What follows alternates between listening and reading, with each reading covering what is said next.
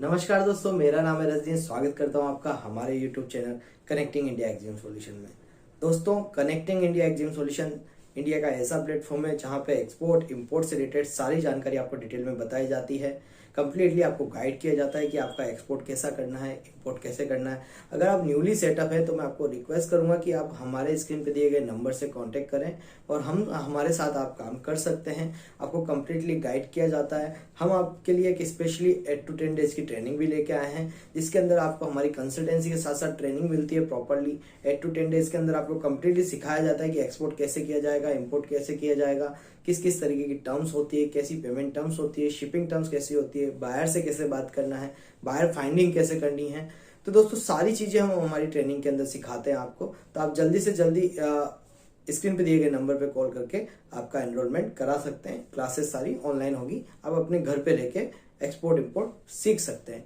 तो दोस्तों, अब आपसे मैं एक रिक्वेस्ट करूंगा, अगर आप हमारे चैनल पे नए हैं तो आप प्लीज हमारे चैनल को सब्सक्राइब करें, बेल आइकन को प्रेस करें ताकि हमारे आगे आने वाले वीडियोस के नोटिफिकेशन आपको मिलते रहें। तो आइए बात करते हैं आज के टॉपिक की, जो है इंडिया से क्यूमिन सीड का एक्सपोर्ट कैसे करें और कहाँ करें। तो दोस्तों, हाल ही के टाइम पे मेरे को काफी कुछ देखने को मिला है कि जो क्यूमिन सीड का एक्सपोर्ट है इंडिया से काफी अच्छा ग्रो कर रहा है, काफी सारी क्वांटिटी में, क्योंकि ये जनरल कमोडिटी के अंदर आता है। देखो, क्यूमिन, हाँ, जो जीरा होता है वो ज्यादातर सभी सब्जी वगैरह जो भी हम घर में यूज करते हैं, काफी सारी चीजें बनाते हैं तो उनमें यूज होता है। तो एक जनरल कमोडिटी है, डेली यूज कमोडिटी है। सबसे बेस्ट बात तो यही है, क्योंकि डेली यूज कमोडिटी है तो इसकी पूरी जो ये डेली यूज कमोडिटी होती है तो उसमें काम करना बहुत इजी होता है, क्योंकि इसके ऑर्डर जो हैं कंटिन्यू आपको चलते रहते हैं, क्योंकि वो कंज्यूम होती रहती है और स्टॉक खत्म होता रहता है। तो आपका इंपोर्टर आपसे बार बार कंसाइनमेंट करता रहता है, ठीक है। तो डेली यूज की कमोडिटी जो रहती है उनमें काम करना बहुत ही इजी रहता है, बहुत ही अच्छा रहता है अगर आप न्यू स्टार्टअप है। तो आपने अगर क्यूमिन सीड को चुना है तो कोई इश्यू वाली बात नहीं, हमने बिल्कुल सही प्रोडक्ट को चुन लिया है। अब शुरू करते हैं आपका एक्सपोर्ट। तो एक्सपोर्ट शुरू करने के लिए सबसे पहले क्या किया जाए, अगर हम क्यूमिन सीड का एक्सपोर्ट करने जा रहे हैं तो हमें करना क्या चाहिए। सबसे पहले देखिए, आपके पास प्रोडक्ट है, मैं प्रोडक्ट सिलेक्शन छोड़ देता हूं। अब आपके पास प्रोडक्ट है, अब करना क्या है, सिंपली आपको पहले एक फर्म नेम डिसाइड कर लेना है। एक बार यहाँ नोटिस करना कि अगर आप क्यूमिन सीड में डील कर रहे हैं तो जरूरी नहीं आप क्यूमिन के नाम से ही आपकी फर्म को रखें, ऐसा आप मत करना। क्योंकि फिर ऐसा क्या होता है, अगर आप क्यूमिन के नाम से करेंगे तो एक फर्म सिर्फ आपकी क्यूमिन बेस्ड हो जाएगी, तो कि भाई ये सिर्फ क्यूमिन की कंपनी है, क्यूमिन सीड की कंपनी है और सिर्फ ये क्यूमिन सीड ही एक्सपोर्ट करती है, ठीक है। तो क्यूमिन सीड की कंपनी ऐसे मत रखना आपका नाम। आपको एक ऐसा नाम रखना जो आपको अच्छी ग्लोबल पहचान दिलाए और आपका सारे प्रोडक्ट में कमोडिटी में आप डील कर पाए। ये बहुत टेक्निकल बात है, आप इसका ध्यान रखना हमेशा। मैंने कई लोगों को देखा है, कई लोग जैसे जैगरी का एक्सपोर्ट करते हैं तो वो अपना नाम जैगरी, उस फर्म के नेम के अंदर जैगरी लगा लेते हैं और वो किसी और प्रोडक्ट का एक्सपोर्ट नहीं कर पाते। नहीं कर पाने से मतलब ये हो गया कि एटलीस्ट अगर हम किसी को जाके मार्केटिंग करेंगे तो वो हमारा नाम देख के उनको लगेगा ये तो यार जैगरी के मैन्युफैक्चरर है।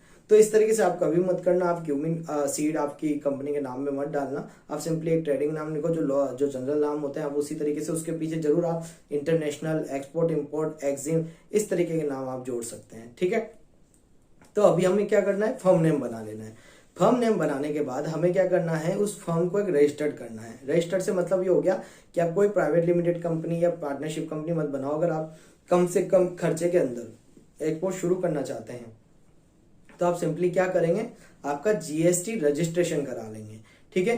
जीएसटी रजिस्ट्रेशन आपने करा लिया, प्रोप्राइटरशिप फर्म आप बना लो, बस आपका खर्चा आएगा 1500 रुपए का।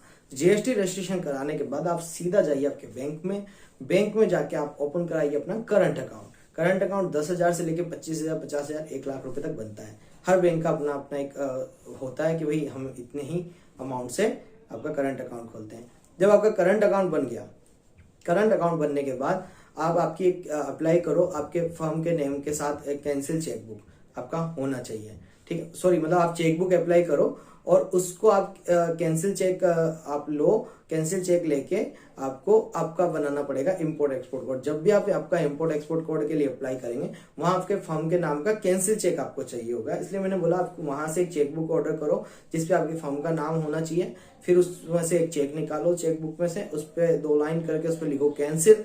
कैंसिल लिखने के बाद आप पैन कार्ड, आधार कार्ड और आपकी चेकबुक के माध्यम से आप आपका इंपोर्ट एक्सपोर्ट कोड निकाल सकते हैं। इंपोर्ट एक्सपोर्ट कोड कैसे निकालेंगे, director general of foreign trade की एक वेबसाइट है जहां पे 508 रुपए की एक कोर्स देके आप आपका इंपोर्ट एक्सपोर्ट कोड निकाल सकते हैं। स्टेप बाय स्टेप वहां ने प्रोसीजर दिया हुआ है और आप जिस दिन अप्लाई करेंगे उसके अगले दिन आपको इंपोर्ट एक्सपोर्ट कोड मिल जाएगा।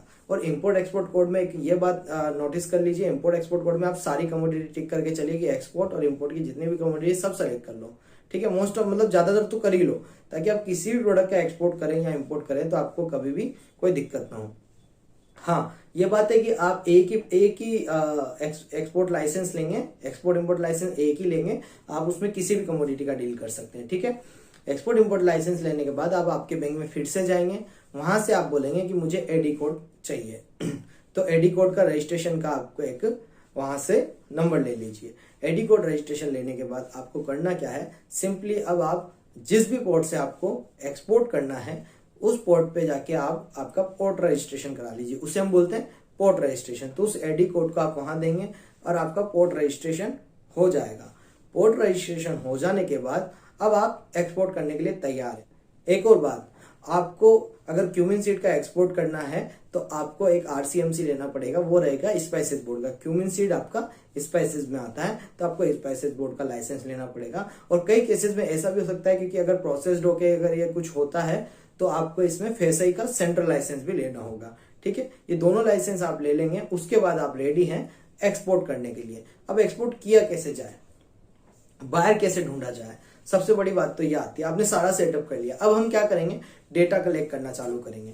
डेटा कलेक्ट करना चालू किए बाय गूगल या कहीं से आप किसी से आपके पास डेटा है या एम्बेसी से आप मंगा सकते हैं, इंडियन गवर्नमेंट की एम्बेसी से, वहां से डेटा आप कलेक्ट कर सकते हैं। बट मैंने देखा है वो डेटा हमेशा वर्थफुल नहीं होता है, उस डेटा के अंदर काफी सारी प्रॉब्लम्स होती है, वो मेल आईडी नंबर देते हैं वो लगते ही नहीं है, ठीक है। तो आप सिंपली क्या करो, एक डेटा परचेजिंग करिए। जो एक्सपोर्ट इम्पोर्ट का डेटा होता है बहुत ईजिली मिल जाता है, आप वो डेटा आपको मिल जाएगा, आप वहां से डेटा परचेजिंग करिए और आप सिंपली उस डेटा से आगे काम कर सकते हैं। अगर आपको एक्सपोर्ट इंपोर्ट से रिलेटेड डेटा चाहिए तो आप हमसे कांटेक्ट कर सकते हैं स्क्रीन पे दिए गए नंबर से, ठीक है। तो आपको पता चलेगा कि इंडिया से क्या क्या चीज एक्सपोर्ट हो रही है, किस बायर को हो रही है, कौन सी कंट्री में जा रही है, क्या प्राइस पे जा रही है, क्या उसका डिस्क्रिप्शन है, एफओबी की वैल्यू कितनी हो रही है। तो ये सारी चीजें आपको उसमें पता चल जाएगी। इससे आपको बायर के बारे में भी पता चलेगा और ये भी पता चलेगा कि इंडिया के कौन से पोर्ट से सबसे ज्यादा शिपमेंट हो रहे हैं आपकी कमोडिटी के अंदर, और कौन है जो सबसे ज्यादा एक्सपोर्ट कर रहे हैं, ऐसे कौन है जो सबसे ज्यादा इंपोर्ट कर रहे हैं, कौन सी कंट्री है, कौन से पोर्ट पे माल जा रहा है और क्या रेट में जा रहा है, ये सारी चीजें आपको मिलेगी। तो आप इस तरीके से एक डेटा बनाएं। डेटा कलेक्ट करने के बाद आप आगे काम कर सकते हैं। आगे काम करने के लिए हमें क्या करना होगा, वो जो हमने डेटा कलेक्ट किया उसमें से जो बायर हमें मिल रहे हैं उन बायर से हमें कांटेक्ट करना चालू करना है, ठीक है। अब हमने डेटा कलेक्ट कर लिया है। डेटा कलेक्ट करने के बाद हमें आगे क्या करना होगा कि हमने जो डेटा कलेक्ट किया उसमें जो बायर है हमें उनसे कांटेक्ट करना चालू करना है। उनको आप गूगल पे सर्च करें, उनके नाम, मेल आईडी वगैरह सारा नंबर वगैरह आप निकालें, व्हाट्सअप नंबर मिल सके तो बहुत अच्छा है। आप उनको सिंपली एक मेल करें। आपकी लाइन, आपका इंट्रोडक्शन बहुत लंबा चौड़ा नहीं लिखना है, 2 से 3 लाइन के अंदर आप आपका इंट्रोडक्शन लिखें। ऐसा नहीं कि आप पूरा पेज भर के मेल के अंदर इंट्रोडक्शन करेंगे, ऐसा नहीं। 2 से 3 लाइन आपके इंट्रोडक्शन लिखें और आप सीधा क्यूमिन सीड की आपकी इमेजेस लगा दें। देखो सिंगापुरी जो वेराइटी है क्यूमिन सीड की वो बहुत अच्छा एक्सपोर्ट होता है, बहुत अच्छा डिमांड में भी है। आप चाइना में उनका कर सकते हैं एक्सपोर्ट, और चाइना में भी डिमांड है उसका, दुबई में, यूएई वगैरह, सिंगापुर, मलेशिया, काफी सारी कंट्रीज में उसकी अच्छी खासी डिमांड है। तो आप क्या करेंगे, बाहर से कॉन्टेक्ट करके आपके प्रोडक्ट का फोटो लगाएंगे और नीचे प्राइसिंग वगैरह आप लिखेंगे।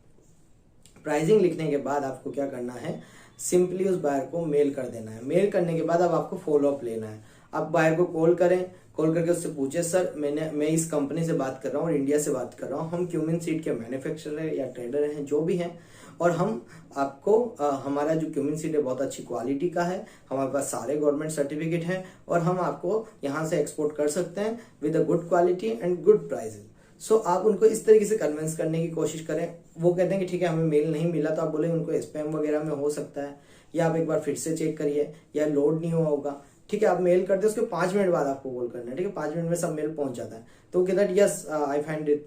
तो अगर वो उसको फाइंड कर लेते हैं, उसको मिल जाता है, वो उसको रीड करता है, तो वो श्योरली आपको कांटेक्ट करेगा, वो बोलेगा हाँ आपका मेल मुझे मिल गया है, मैं आपको बताता हूँ। फिर 2 से 3 दिन बाद आपको वापस फॉलोअप करना है। तो दोस्तों इस तरीके से आप बायर का फॉलोअप करेंगे। अब मान लीजिए आपके पास बायर हो गया है और बायर से आपके पास ऑर्डर आ गया है 1x20 fitter container cumin seed का। क्यूमिन सीड का कंटेनर आपके पास ऑर्डर आ गया है, तो आपको क्या कर लेना है, एक परफॉर्मा इनवॉइस बनाना है। परफॉर्मा इनवॉइस क्या होता है, आप हमारा एक वीडियो देख सकते हैं जिसमें हमने एक्सपोर्ट डॉक्यूमेंटेशन के बारे में बताया है। तो परफॉर्मा इनवॉइस बना के आप बायर को भेजें, आपके टर्म्स लिखे, पेमेंट टर्म्स हमेशा नए हैं आप तो एडवांस पे काम करें, या 50% एडवांस या 50% against the bill of lading जो शिपिंग का डॉक्यूमेंट होता है उसके अगेंस्ट आप काम कर सकते हैं। तो आप बायर को सिंपली बोलिए आप पेमेंट कर दीजिए। जैसे ही बायर पेमेंट करता है, अब आप मटेरियल डिस्पैचिंग का उससे टाइम ले लीजिए कि 15 दिन 20 दिन, और आप यहाँ से मटेरियल को भर के पहुंचाओ आपके जहां से भी पोर्ट से जाना है, आपके पास जो भी नियर बाय पोर्ट पड़ेगा, सी पोर्ट, वहां आप भेजें। वहां भेजने पे आपको पहले क्या करना होगा, कस्टम हाउस एजेंट से बात करनी होगी और एक शिपिंग एजेंट से आपको बात करनी पड़ेगी। कस्टम हाउस एजेंट आपको कस्टम क्लियरेंस के चार्जेस देगा, शिपिंग एजेंट आपको शिपिंग के चार्जेस देगा, भाई इंडिया के पोर्ट से वहां फ्रेट कितना लेगा। कस्टम क्लियरेंस वाला सिर्फ जो लोकल चार्जेस होंगे इंडिया के पोर्ट पे, आपकी कस्टम क्लियरेंस वगैरह, जहां मटेरियल अनलोड कराना, लोड करना, वापस कंटेनर स्टफ करना और शिपिंग लाइन को देना, ये सारा काम आपका सीएचए करता है। फ्रेट फॉरवर्डर क्या करता है, वो शिपिंग लाइन का एजेंट होता है, आपको वहां से लेके बुकिंग देगा। $300 में बुकिंग आई तो आपको $400 में देगा। वो एक एजेंट सर्विस प्रोवाइड कराता है। बुकिंग आने के बाद जो कंटेनर मिलता है वो आपका सीएचए कलेक्ट करता है उस बुकिंग के आधार पर, और उस कंटेनर के अंदर आपका मटेरियल स्टफ कर देता है। कंटेनर दो तरीके के होते हैं, एक होता है 20 फीटर कंटेनर, एक होता है 40 फीटर कंटेनर। दोनों ही कंटेनर में आप 28 टन से ज्यादा वजन नहीं भर सकते हैं, ठीक है। डिपेंड करता है कौन सी कमोडिटी है, तो 20 फीटर एंड 40 फीटर में दोनों में चली जाती है। अब आगे क्या करना है, आगे जैसे ही आपका मटेरियल स्टफ होगा कंटेनर में, वो गेट इन करा देगा आपका सीएचए जाके शिपिंग लाइन में। जिस दिन वेसल जाएगा, जिस दिन वेसल होगा उसके 2 दिन पहले उसको गेट इन कराना ही होता है, ठीक है। 2 से 3 दिन पहले गेट इन कराने के बाद 2 से 3 दिन बाद आपका वेसल डिपार्चर करता है इंडिया के पोर्ट से। इंडिया के पोर्ट से जैसे ही आपका वेसल डिपार्च करेगा उसके 1 से 2 दिन बाद आपको एक डॉक्यूमेंट बन के निकलेगा, जो शिपिंग लाइन का जो फ्रेट फॉरवर्डर आपने किया है वो आपको प्रोवाइड करेगा, बिल ऑफ लेडिंग। सबसे इंपॉर्टेंट डॉक्यूमेंट है बिल ऑफ लेडिंग। हमेशा liner original bill of lading पे काम करें। नोट कीजिए, liner original bill of lading, ठीक है। तो लाइनर की जो बिल ऑफ लेडिंग आएगा आपके पास, उस पर आप काम करेंगे। उस बिल ऑफ लेडिंग की कॉपी अगर आपने 50 जब आपके पास आ जाएगी बिल ऑफ लेडिंग, अगर आपने 50% पेमेंट एडवांस ले लिया और 15% अगेंस्ट द बीएल लेना है, तो बीएल की स्कैन कॉपी बाय मेल आप किसको भेजेंगे, आपके बायर को भेजेंगे। आपके बायर को उसका स्कैन कॉपी भेजिए। बायर को बोलिए कि हमारे पास हमने यहाँ से शिप कर दिया है, ये देखो हमारे पास प्रूफ है। जो डिलीवरी का प्रूफ होता है वो बिल ऑफ लेडिंग ही होता है। तो ये शिपिंग लाइन की बीएल है, और शिपिंग लाइन जब भी इनिशियल लेवल पे काम करें तो प्रीमियम शिपिंग लाइन के साथ काम करें। जैसे मर्क्स हो गया है, एमएससी हो गया है, हेपेग है, सीएमएस, सीजीएम है, सैप मरीन है ना, और एससीआई है अपना शिपिंग कॉर्पोरेशन इंडिया। तो इन शिपिंग लाइन के साथ आप काम करें और बायर को भेजें कि आप ये देखिए, ये प्रूफ है डिलीवरी का, हमने मटेरियल यहाँ से डिस्पैच कर दिया है। बायर उस प्रूफ ऑफ डिलीवरी को देख के आपको पेमेंट ट्रांसफर कर देगा। आपका पेमेंट आ गया है। अब पेमेंट आने के बाद आपको क्या करना है, 5 कॉपी ऑफ बीएल आपके पास आती है, जिसमें 3 ओरिजिनल होती है, 2 आपके पास डुप्लीकेट कॉपी होती है।